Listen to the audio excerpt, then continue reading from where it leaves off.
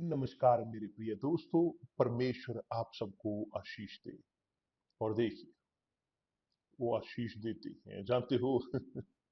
वो आशीष देते हैं क्योंकि वह खुद में आशीष है। और उन्हें आशीष देने में आनंद मिलता है क्योंकि परमेश्वर आशीष है और वो आशीष ही देना चाहते हैं। लेकिन सब अधिकतर वो दिलचस्प नहीं है परमेश्वर के आशीष में, क्योंकि अधिकतर वो जो है वहां जुड़े हुए अपने खुद के लालचों में, खुद की धार्मिकता में, अपने खुद के फिलॉसफी में, अपने खुद के विचारों में। मगर परमेश्वर आशीष देते हैं कि जो चाहे प्रभु यीशु ने कहा है कि जिसके अंदर प्यास है, जिसके अंदर प्यास है वो मुझ तक आए और पिए। और जब उन्होंने कहा है जिसके अंदर प्यास है, वो यहाँ पर बोल नहीं रहे थे पानी के बारे में, H2O के, ना ही दाखरस के या किसी और ड्रिंक के बारे में। वो बात कर रहे थे पवित्र आत्मा के बारे में। पवित्र आत्मा, पवित्र आत्मा यह प्रभु यीशु मसीह का मन है। पवित्र आत्मा मार्गदर्शक है उनका कि जो जीते हैं परमेश्वर के राज्य में, या दूसरे शब्दों में राज्य कि जो प्रभु यीशु लेकर आए इस संसार में। संसार जीता था प्रभु यीशु के आने तक, प्रभु यीशु के जन्म तक संसार जीता था इस संसार के राज्य में, स्पष्ट है। बट जब प्रभु यीशु आए, उन्होंने कहा कि तुम तक परमेश्वर का राज्य आ चुका है। तुम तक परमेश्वर का राज्य आ चुका है। मन फिराओ, उसने कहा, क्योंकि तुम तक परमेश्वर का राज्य आ चुका है। क्या है परमेश्वर का राज्य? क्या है अर्थ परमेश्वर के राज्य का? परमेश्वर का राज्य, उसने कहा है कि वह दिखता नहीं है, अदृश्य है। नहीं, परमेश्वर का राज्य ये बहुत बढ़िया है। परमेश्वर का राज्य वो तुम्हारे अंदर है। वो कह रहा था अपने शिष्यों को। क्यों उसके शिष्यों के अंदर वो था? क्योंकि शिष्य वो सुनते थे शब्द को। जब एक व्यक्ति सुनता है परमेश्वर के शब्द को, वो ग्रहण करते हैं, वो ग्रहण करते हैं अधिकार, प्रिविलेज कि उनके पास हो परमेश्वर की आत्मा, क्योंकि शब्द परमेश्वर के वो आत्मा है और सत्य है। तो जब एक व्यक्ति पीता है परमेश्वर के शब्द से, वो ग्रहण करता है परमेश्वर के शब्द को, आनंद होता है परमेश्वर के शब्द में। जब उनके अंदर आनंद होता है मेडिटेट करने में परमेश्वर के शब्द पर, वास्तव में वे कोशिश कर रहे होते हैं, आनंद ग्रहण करते हैं वे परमेश्वर के राज्य को, आनंद को। क्योंकि सब राज्य जैसे इस संसार के राज्य भी हैं, इस संसार के राज्यों के उनके नियम हैं, अपने नियम, रूल, अपने अनुशासन। क्या सच नहीं?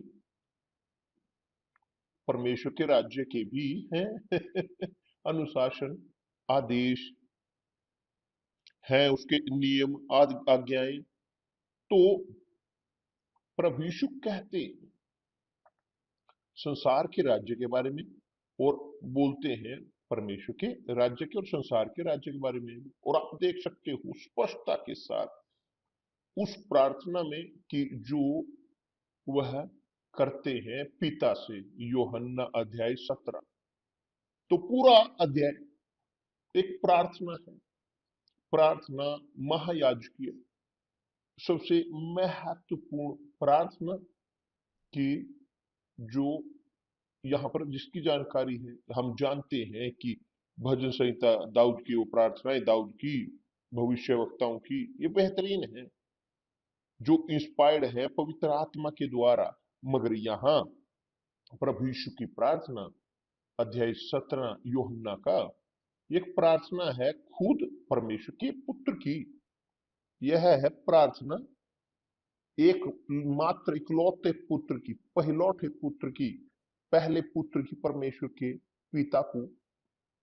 तो इस प्रार्थना में आप समझते हो, आप समझ सकते हैं, आपके पास एक्सेस है इस इस एक अंतर को लेकर कि परमेश्वर का राज्य और संसार का राज्य। परमेश्वर का राज्य वह स्थापित होता है उनके जीवन में जो सुनते हैं और सुनकर उसे पूरा करते हैं, आज्ञा का पालन करते हैं, उसके अधीन होते हैं परमेश्वर के शब्द के अनुसार।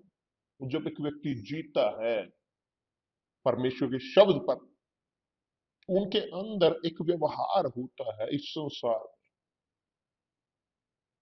इस एक एक अनुसार, एक नियम के अनुसार, शब्द के अनुसार, परमेश्वर के अनुसार। तो वो जीते हैं परमेश्वर के राज्य में, यहां तक कि वे अधीन हों, उनका शरीर, उनका ये भौतिक शरीर वह अधीन हो इस संसार के राज्य के। क्योंकि प्रभु यीशु ने कहा है, कैसर को वो दो जो कैसर का है। कैसर वो राजा है इस संसार का, कैसर राजा है इस संसार के, हर एक देश के नियम है, रूल है। तो हर एक सिटीजन उसके राज्य का, उसके पास वास्तविक तौर पर उन्हें अधीन होना की जरूरत है अपने देश के नियम को के। मगर यीशु आए वो स्थापित करने परमेश्वर के राज्य को उनके लिए कि जो चाहते हैं जीना उसके अनुसार, जो परमेश्वर की इच्छा है, परमेश्वर के शब्द के अनुसार, परमेश्वर के नियम के अनुसार। तो स्पष्ट है, स्पष्टतम है कि परमेश्वर, मेरे प्रिय दोस्त, परमेश्वर आत्मा है, वो एक आत्मा है। परमेश्वर एक आत्मा है, परमेश्वर आत्मा है। और जो है परमेश्वर के राज्य के अधीन, जो जीते हैं परमेश्वर के राज्य के, उसकी आत्मा के अधीन होकर, उनके पास भी वही आत्मा है, एक आत्मा। परमेश्वर का मन हमारे मन के साथ, हमारे दिमाग के साथ, उनके कि जो जीते हैं परमेश्वर के राज्य में। याद है कि प्रभु यीशु ने कहा कि जो शरीर से जन्मे हैं, यानी संसार से, जो संसार से जन्मे हैं संसार का है, मगर जो पैदा हुआ है परमेश्वर से, जो पैदा होता है आत्मा से, वो आत्मा है।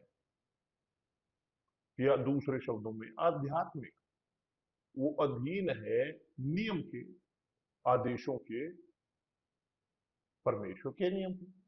क्योंकि शब्द वो आत्मा है, मेरे शब्द आत्मा और जीवन है। तो जो जीता है, उदाहरण के तौर पर यहाँ ब्राजील में, वो ब्राजील के नियम के अधीन है। जो जीता है अमेरिका में, वो अधीन होते हैं अमेरिका के नियमों के। और इसी प्रकार है दूसरे भी। जो जीता है परमेश्वर के राज्य में, वो आध्यात्मिक राज्य है, पवित्र आत्मा का राज्य, राज्य प्रभु यीशु मसीह का। वे, और या उन्हें अधीन होने की जरूरत है उन नियम के, शब्द के, जो है राज्य परमेश्वर का। तो जब एक व्यक्ति जब एक व्यक्ति पैदा होता है, जल कि दूसरे शब्दों में मरता है, संसार के लिए पैदा होता है, इस संसार में दफन होता है बपतिस्मे के द्वारा, यानी जो संसार उनके अंदर होता है उसे दफन करता है जब वो बपतिस्मा ग्रहण करते हैं पानी में। और जब वे निकलते हैं पानी से, साधारण कि जो होने की जरूरत है, जो होने की आवश्यकता है कि वे परमेश्वर की आत्मा को ग्रहण करें, जो है परमेश्वर के राज्य की आत्मा। वो संसार के राज्य से निकलकर परमेश्वर के राज्य में प्रवेश करते हैं। वो निकलते हैं बोलते हुए इस प्रकार, गंदगी के संसार से, राज्य से दफनाए जाते हैं, मरते हैं संसार के राज्य के लिए। जैसे वो अपने पापों के लिए मरते हैं, अपने पापों में वो मरते हैं, जैसे वो मरते हैं या मारते हैं सब कुछ संसार का, और वो पैदा होते हैं परमेश्वर के राज्य में, परमेश्वर के शब्द के राज्य में। इससे पहले वो जीते थे संसार के राज्य में, क्योंकि वो अधीन थे इस संसार के नियम के। मगर अब एक बार मरकर संसार के लिए, इस संसार के लिए वे अधीन होते हैं परमेश्वर के नियम के। और इसमें कोई दुविधा नहीं, कोई कंफ्यूजन नहीं, क्योंकि प्रभु यीशु ने कहा है कि कैसर को वो दें, और जो परमेश्वर का वो परमेश्वर को दें। जब हम इस भौतिक शरीर में हैं, हमारे इस शरीर में हम जी रहे हैं, हम जड़ित हैं इस संसार में, हम जड़ित हैं इस संसार में, मगर हम संसार के नहीं हैं। हमारी जिंदगी संसार की नहीं है, वो यीशु की है, जो है आत्मा और सत्य। मैं नहीं जानता कि आप मुझे समझ रहे हो, मगर मुझे विश्वास है कि पवित्र आत्मा आपकी समझदारी को खोल रहा है, आपको समझा रही है। प्रार्थना जो प्रभु यीशु ने की है, उन्होंने एक्सप्लेन किया पूरी स्पष्टता के साथ। उन्होंने कहा इस प्रकार, ध्यान दें, शायद हम पढ़ते हैं, प्रार्थना करते हैं, हम पढ़ते हैं से मेडिटेट करते हैं इन शब्दों पर। यूहन्ना अध्याय 17 वचन इस प्रकार कहता है कि प्रभु यीशु ने अपनी आंखें आकाश की ओर उठाकर कहा, पिता। ध्यान दें, पिता, प्रभु यीशु बोलते हुए पिता के साथ, परमेश्वर का पुत्र पिता के साथ बात करते हुए, क्षमा चाहता हूं। उसने कहा, वह घड़ी आ पहुंची है।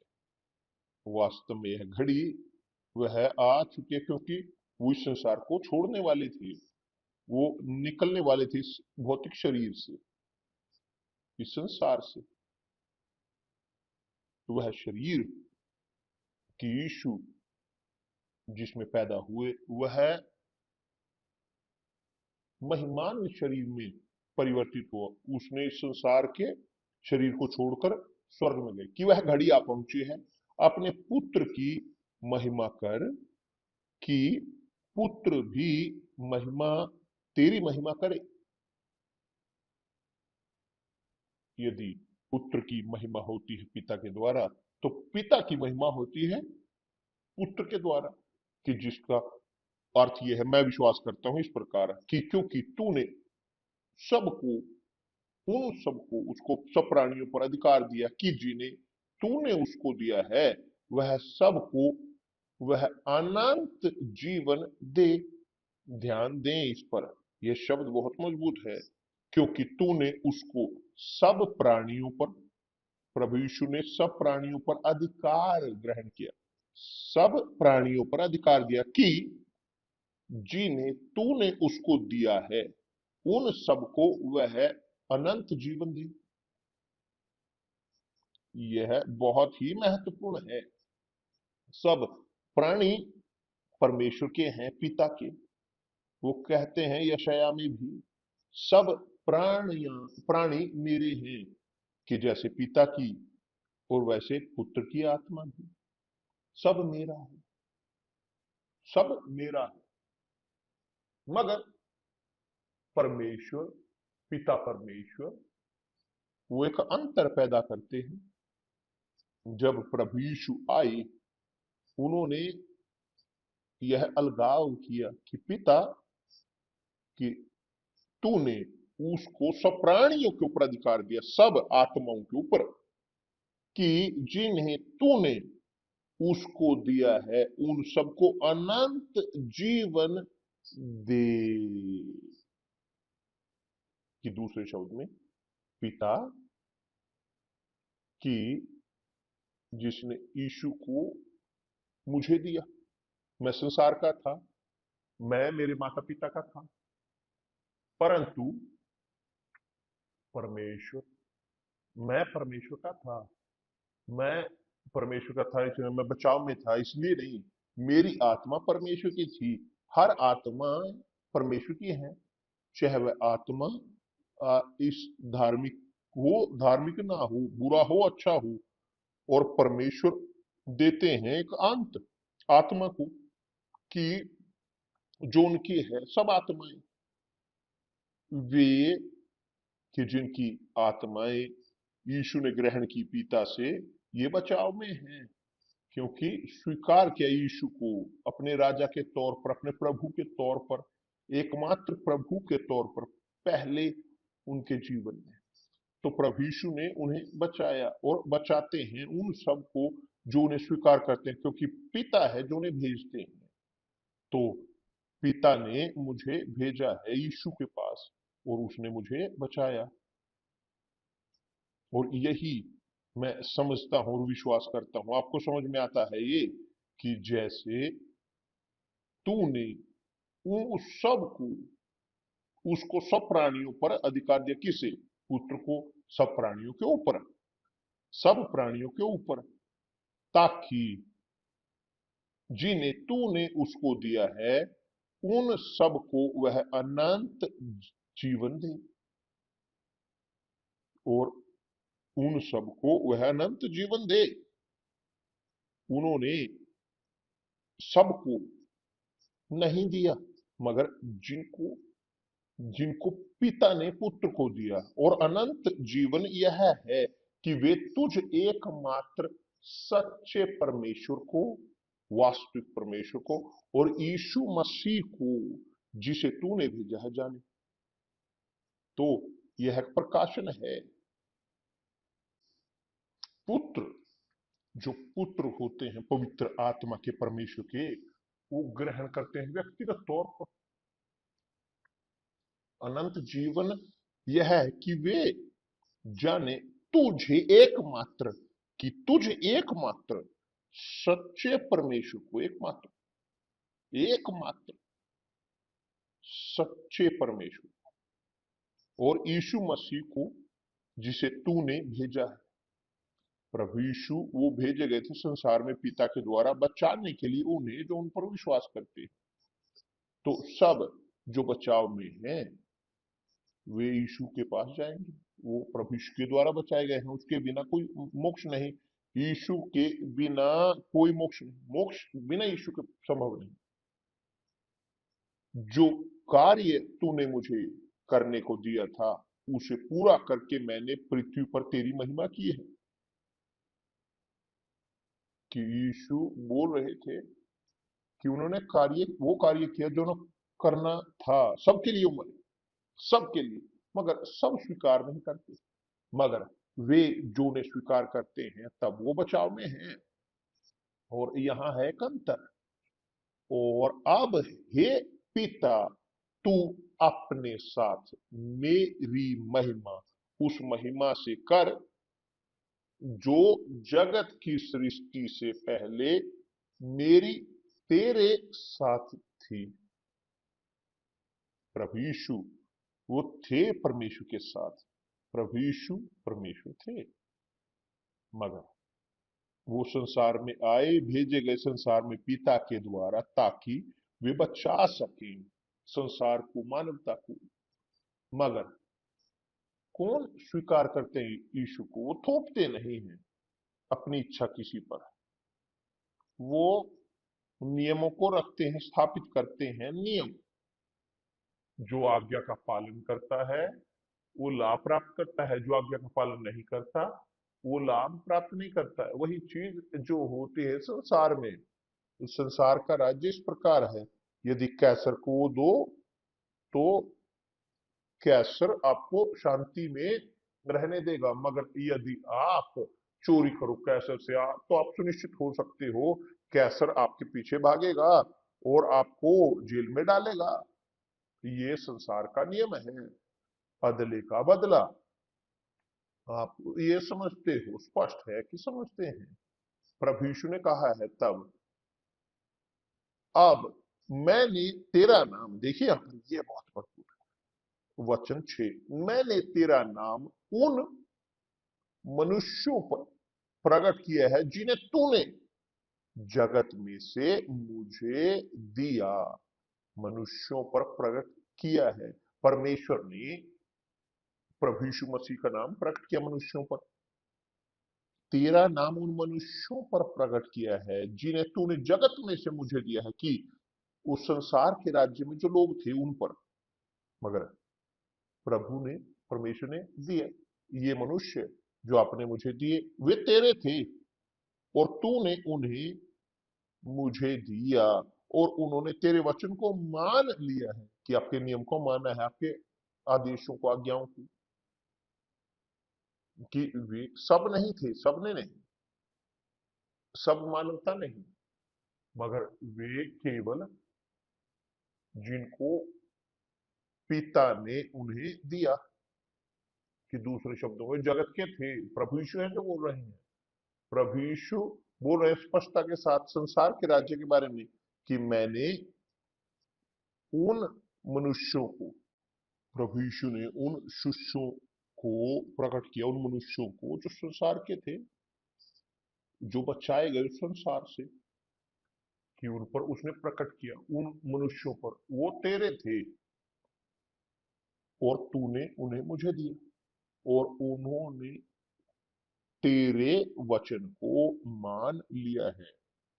मैं विश्वास करता हूं मेरे प्रिय दोस्त, कि परमेश्वर वो आत्मा है।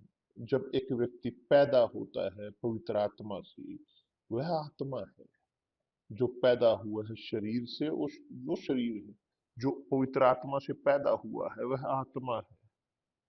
जब एक व्यक्ति पैदा होता है आत्मा से, उसके पास वही मन है, वही विचार है जो परमेश्वर के हैं, क्योंकि परमेश्वर आत्मा है। आत्मा नहीं, आत्मा। हर एक वो दूसरे से अलग है। उदाहरण के तौर पर एस्तर और मैं, हमारे अलग अलग टेस्ट हैं, मगर आत्मा एक है। कि जो स्पिरिट उसके अंदर है वही स्पिरिट मेरे अंदर है, इसलिए हमारी शादी वो सही है। क्यों? क्योंकि हमारे पास एक ही आत्मा है, एक ही विचार। इसी प्रकार परमेश्वर का राज्य है, जो परमेश्वर के राज्य से है उसके अंदर वही स्पिरिट है, वही विचार है, वही इच्छाएं, जो है परमेश्वर को या पिता को प्रसन्न करना। मगर जो नहीं है परमेश्वर के राज्य में, उनके अंदर और आत्मा है, उनके अंदर दूसरी इच्छाएं हैं, कि जो है प्रसन्न करना अपने हृदय को, अपनी आत्मा को, अपने लालसाओं को इत्यादि। तो एक व्यक्ति जो जीता है इस संसार के राज्य में, हर एक व्यक्ति उसकी अपनी इच्छाएं हैं, और मायने नहीं रखता कि परमेश्वर की इच्छा क्या है। मगर जो परमेश्वर के राज्य में जीता है, जो पैदा हुआ है जल और पवित्र आत्मा से, उसके अंदर वही आत्मा है, वही विचार। और इसी कारण एक आत्मा है परमेश्वर के साथ एक। हम यहाँ पर ये देखते हैं इस प्रार्थना में, प्रभु यीशु कहते हैं इसके बारे में। मुझे यहाँ पर आपको ये दिखाने दें, सिर्फ स्पष्ट करने के लिए इस वचन को। वचन 21 में प्रभु यीशु ने इस प्रकार कहा है अपनी प्रार्थना में, इस प्रकार कि वे सब, वे सब, कि जिसको पिता ने उसको दिए, पुत्र को, ताकि वे सब, वे एक हों, जैसे हे तू पिता मुझ में है और मैं तुझ में हूं, वैसे ही वे भी हम में हूं, जिससे, वैसे ही वे भी हम में हूं। कि वही विचार, वही दृष्टिकोण, वही इच्छाएं, सब उसके अनुसार, कि जो अनंत पिता के अंदर है। कि जिससे संसार विश्वास करे कि तू ही ने मुझे भेजा। कि दूसरे शब्दों में, जब एक व्यक्ति के अंदर पवित्र आत्मा है, वो सोचते हैं दूसरे के अनुसार, कि जिनके अंदर पवित्र आत्मा है, आपके अंदर पवित्र आत्मा, है, वो मेरे समान सोचते हैं, मेरी तरीके से। और हम एक समान सोचते हैं, क्यों? क्योंकि हमारे पास एक आत्मा है। हमारी आत्मा अलग अलग है। उदाहरण के तौर पर एस्तर और मैं, हमारे अंदर एक स्पिरिट है, मगर हमारी आत्माएं अलग हैं। उसके अलग टेस्ट है, मेरे अलग टेस्ट है। और परमेश्वर इसका सम्मान करते हैं। हम एक, हमारी शरीर है, एक शरीर मगर एक मन। प्रभु यीशु मसीह का दिमाग, मस्तिष्क। जब एक व्यक्ति वह जीता है परमेश्वर के राज्य में, उनके पास है संसार की आत्मा। उनकी इच्छाएं जो जुड़ी हुई है संसार से, संसार के राज्य से, वो जीतना चाहते हैं संसार के राज्य को। और तब, जी हाँ, उसके शब्दों में कि क्या लाभ तुम पूरे, उसने मुझे बोला क्या लाभ कि पूरे जगत को तू जीते और अपनी आत्मा को खो दे। कि मनुष्य अपनी आत्मा के बदले क्या देगा? हम जानते हैं कि हमारे शरीर के बदले, हमारे धरती के जीवन के बदले मनुष्य वह सब कुछ दे सकता है, हाँ है ना? सब कुछ वह कर सकता है, वह करता है। वो बचाने के लिए, अपने शरीर को जीवित रखने के लिए, यहाँ तक कि वो एक व्यक्ति 100 साल का क्यों ना हो, वो जीवित रहना चाहता है कि उसकी जिंदगी चाहे बची हुई हो, मगर वो जीना चाहते हैं, क्या नहीं? है या नहीं?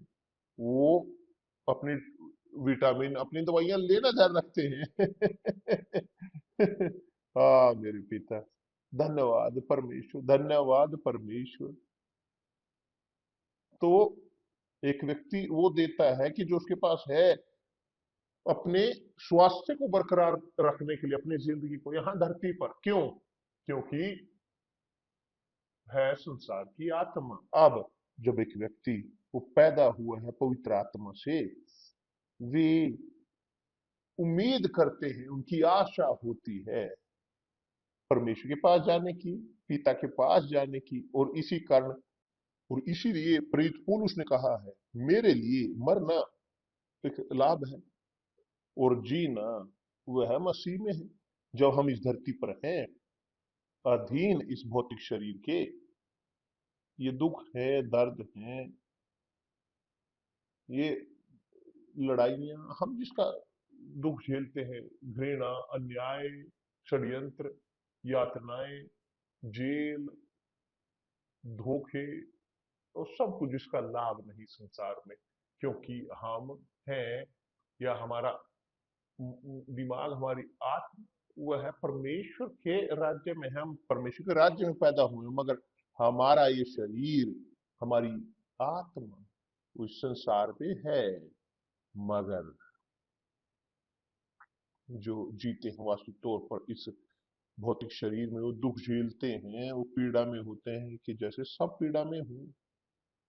बाइबल कहती है कि हम बोलते आए हैं कि सब लोग वो अधीन हैं पीड़ाओं के, संसार की। क्योंकि वे अभी भी संसार में है, हमारा ये शरीर संसार में है। अब जब पौलुस ने कहा है कि मेरे लिए मरना ये लाभ है, कि मैं संसार से अलग हूं, मरना मृत्यु, परमेश्वर के लिए मृत्यु नहीं है, अलगाव, केवल अलगाव। एक दिन वह सबको इकट्ठा करेंगे, जो उनके हैं, जो उनके साथ जी रहे हैं, और जो उनके नहीं है, वे उनके सही स्थान पर रखे जाएंगे, किसी और स्थान पर वो रखे जाएंगे, नरक के राज्य। और जैसे संसार का राज्य है, नरक का राज्य भी है। क्या स्वर्ग का राज्य नहीं? तो नरक का राज्य भी है।